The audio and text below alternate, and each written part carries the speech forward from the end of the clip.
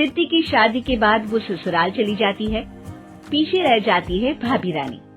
सिद्धि के ससुराल जाते ही भाभी कहती है, अरे वाह जी वाह, सारे कपड़े मेरे। हाय रे पैंट, अरे वाह वाह, मजा आ जाएगा। अरे ये सिद्धि की अलमारी के सामने खड़े होकर क्या बड़बड़ा रही है? जाकर देख मेहमानों को विदाई की मिठाई मिली कि नहीं। अब हाँ माँ जी, क्यों नहीं, लेकिन पहले कपड़े तो बदल लूं। अब रानी आ जाती है सिद्धि के उन कपड़ों में जो वो ससुराल जाने से पहले घर छोड़ जाती है। अरे रानी, कुछ दिन रुक जाती। अरे ये तो सिद्धि बिटिया को मैंने ही दिया था, बड़ा ही फबता था उस पर। तुझ पर तो कुछ खास नहीं लग रहा।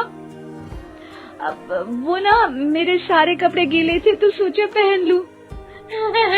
वैसे भी सिद्धि को कौन सा भी पुराने आउटडेटेड कपड़ों को पहनना है। वैसे भी ये सूट तो मैंने तभी पहना था, वैसे खास है भी नहीं ये। हाँ ठीक है, लेकिन ना मेरी सिद्धि पर तो जमता था। सारे मेहमान चले जाते हैं और सिद्धि ससुराल से मायके पहली बार आती है। अपना घर, अपना कमरा, अपनी अलमारी। ये बोलकर जैसे ही सिद्धि अलमारी खोलती है तो सामने उसके कपड़ों की जगह कुछ और ही रखा होता है। माँ, जरा कमरे में तो आना। सास और रानी वहाँ पहुँच जाते हैं। रानी ने पहनी होती है सिद्धि की जींस और टी शर्ट। अरे भाभी, ये क्या? ये तो मेरी बड़ी ही महंगी टी शर्ट है, इसे आपने घर में क्यों पहनी है? अरे बहुत मिलती है दीदी ये चौक की मार्केट में, 150 में। ओ भाभी प्लीज, ये एरोपोस्टल है, 2000 की एक टी शर्ट।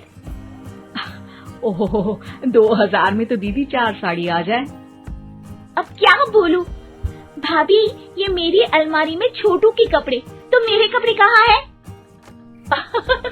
मेरी अलमारी में?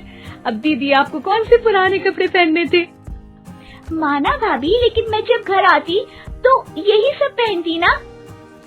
अरे तुम तो बड़ी कंजूस हो दीदी। खैर, वक्त आता है जब सिद्धि ससुराल के लिए रवाना हो रही होती है। अरे रानी, अंदर से सिद्धि का गिफ्ट ले आ, लड़की पहली बार ससुराल से मायके आई है। रानी अंदर जाती है और एक सिंपल सी साड़ी लेकर बाहर आ जाती है।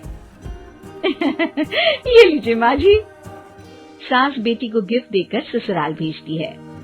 अगले दिन रानी एक सुंदर सी साड़ी पहनकर सामने आती है।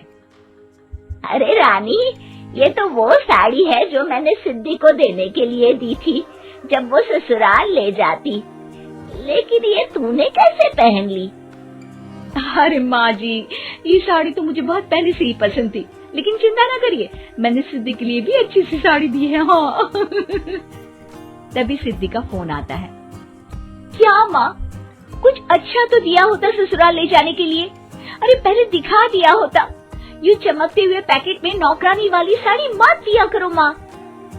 अरे बेटे, वो तेरी भाभी ने ना गलती से उससे पैकेट बदल गया। हाँ, मैं कल ही तेरे भाई के हाथ से तेरा वाला पैकेट भेज दूंगी। अरे रहने दो माँ, आई एम श्योर भाभी ने अभी वही साड़ी पहनी होगी जो तुमने मेरे लिए रखी थी।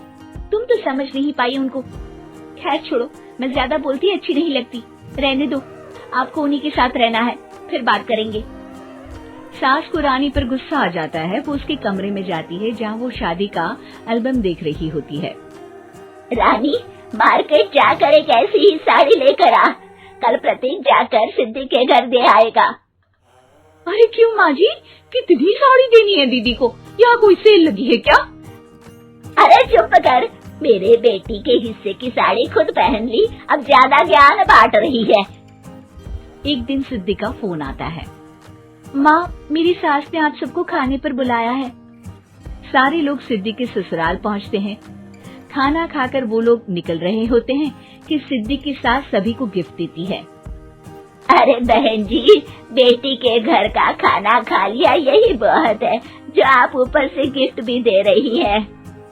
अरे बहन जी, आप भी कहाँ इन बातों पर विश्वास कर रही है।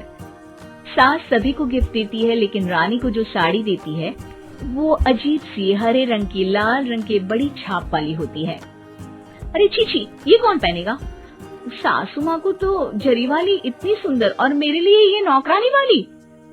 अरे भाभी, दरअसल मैं जब भी घर आती थी आप वापसी में ऐसी ही साड़ी देती थी ना, तो माँ ने सोचा कि आपको आपकी पसंद की ही साड़ी क्यों ना दी जाए।